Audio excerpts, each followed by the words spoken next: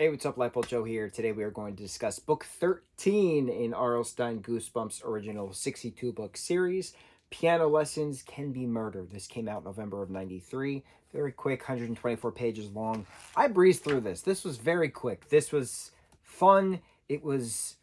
Wasn't really confusing. It was just like, what is going on right now? So this main character, Jerry, whose real name is Jerome, last name Hawkins.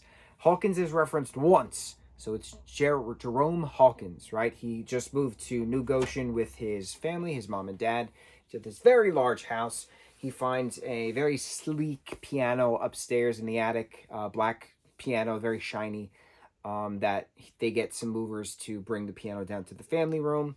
He's then interested in starting to take piano lessons. So he's taken them with this Dr. Shriek, who is this piano expert within the town, and his next door neighbor who's across the street, the girl across the street, Kim Lee Chin, I think that was her full name. She plays violin, and she hears horror stories about, Dr. Screech and his school that they have on the outskirts of town. And once you go in, you never come out. So things, right? So Jerry starts to go to piano lessons, and he keeps being complimented on his hands. And Dr. Screech is like, "Oh, you have magnificent hands. Your hands are beautiful." All of these things, and it's weird. It's weird to say that, continuously during a piano lesson, but in general as well. And to have this older guy who looks like Santa Claus tell him he has great hands, it's a little strange. So they're continuing on with the practices, but he keeps seeing ghosts in his house.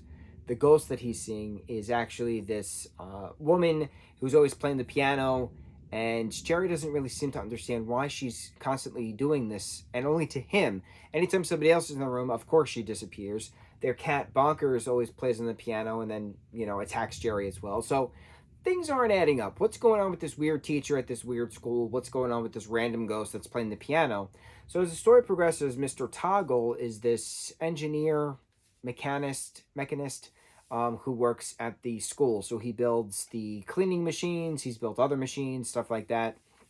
And as the story progresses, Jerry's like, "No, I'm quitting. We're done with this." After the last ghost attack, he's scared.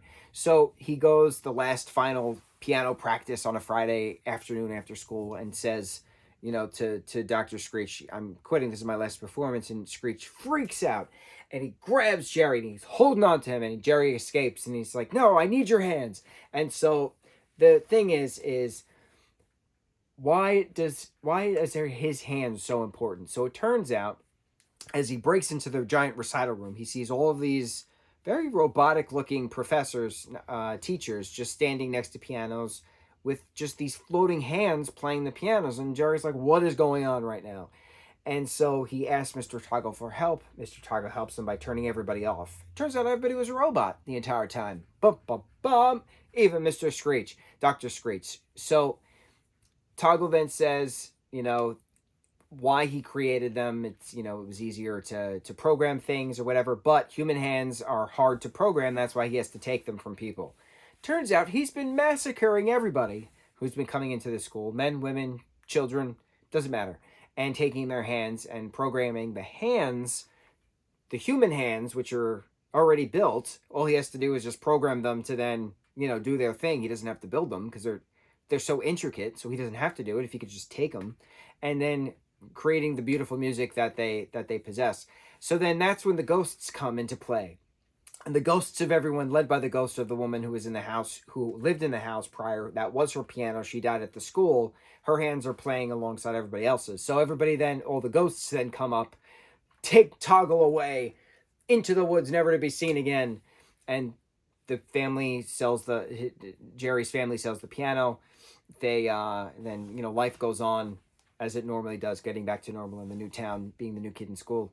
And then he might try out for baseball because he's, not really good at hitting, but he's, good in the field. And after all, he's told he has good hands. Wink, wink. So it was very fast. It was very, why is this ghost doing this?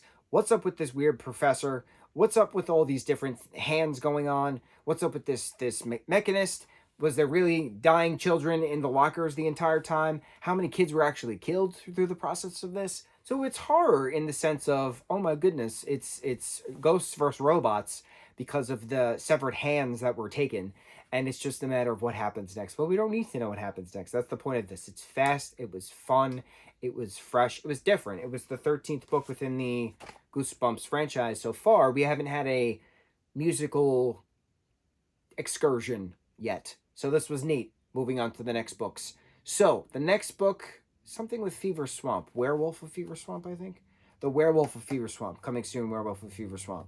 So what happens with this werewolf? I think this is the first book that we get a werewolf. We have werewolves moving forward, but I think this is the first official book we get a werewolf, if my memory is serving correct. So going back into the ghouly, spooky, scary, monstery stuff. Cannot wait. On to the next review. Mucho mahalo.